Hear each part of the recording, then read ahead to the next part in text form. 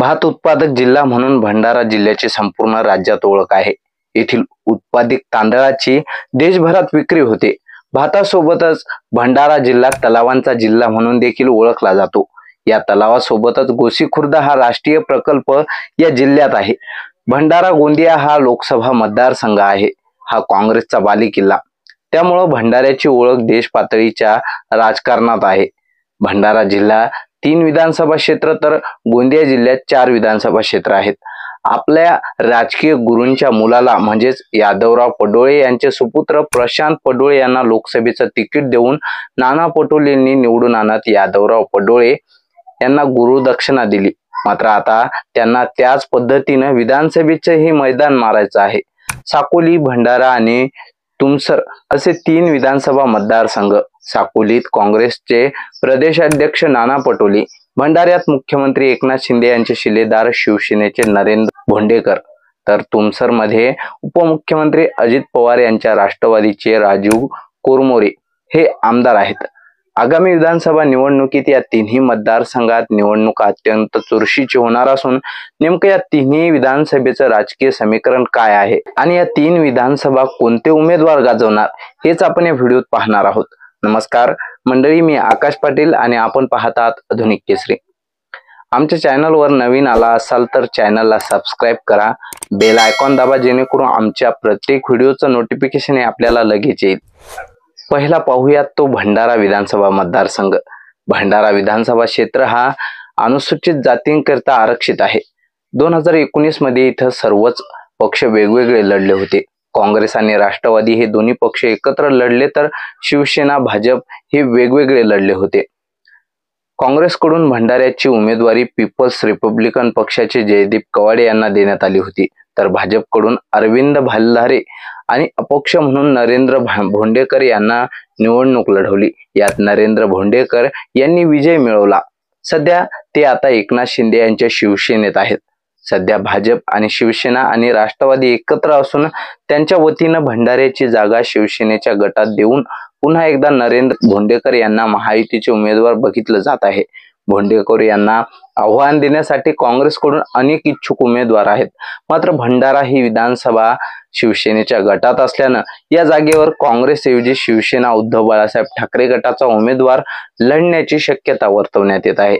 काँग्रेसमध्ये ही इच्छुकांची संख्या मोठी असल्यानं काँग्रेस प्रदेशाध्यक्ष नाना पटोले कदाचित सोकी यांची डोकेदुखी आपल्या पाठीमागं वाढवून घेणार नाही। त्यामुळे ही जागा ठाकरे गटाला सोडून इथं महाविकास आघाडीच्या माध्यमातून भोंडेकरांना पाडण्यासाठी सर्वतोपरी प्रयत्न करणार असल्याची चर्चा आता मतदारसंघात रंगू लागली आहे।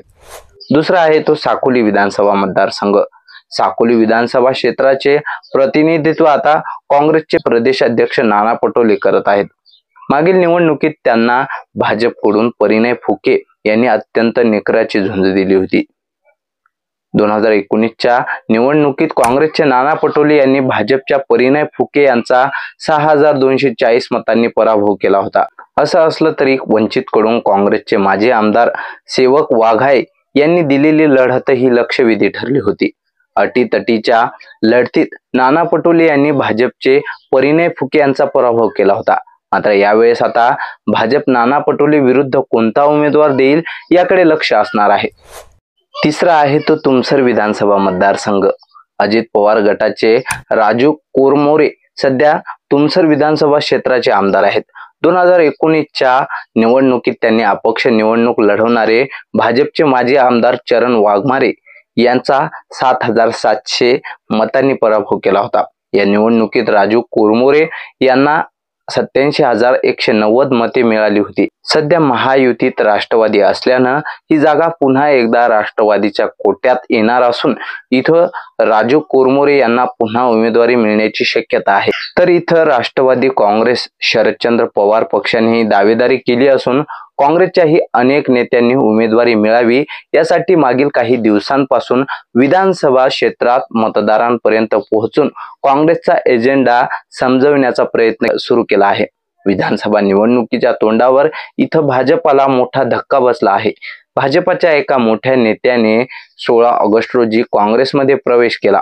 भाजपचे माजी खासदार शिशुपाल पटेल यांनी शुक्रवारी काँग्रेसमध्ये प्रवेश केला। त्यामुळे आता आगामी विधानसभा निवडणुकीत काँग्रेस तुमसर विधानसभेतून शिशुपाल पटेल यांना मैदानात उतरवणार असं बोललं जात आहे। एकंदरीत काँग्रेसचे प्रदेशाध्यक्ष भंडारा जिल्ह्याचे असल्यानं या जिल्ह्यात तिन्ही विधानसभा क्षेत्रात तिन्ही जागांवर महाविकास आघाडीचे उमेदवार निवडून आणण्यासाठी मोठी जबाबदारी ही पटोलेंवर असणार आहे। तर भंडाऱ्याचे आमदार नरेंद्र भोंडेकर हे मुख्यमंत्री एकनाथ शिंदे यांच्या जवळचे असल्यानं शिंदे इथे प्रचारात येतील।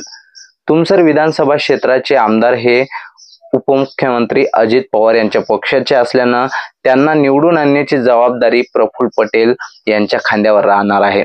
त्यामुळे साकोली, भंडारा आणि तुमसर या तिन्ही विधानसभा क्षेत्रात अत्यंत चुरशीची लढत होणार आहे। तुम्हाला काय वाटतं, भंडाऱ्यातील या 3 विधानसभा क्षेत्रात आमदार कोण होते? तुमचं मत, प्रतिक्रिया आम्हाला कमेंट करून नक्की कळवा। व्हिडिओ आवडल्यास लाईक करा आणि जास्तीत जास्त शेअर करा। धन्यवाद।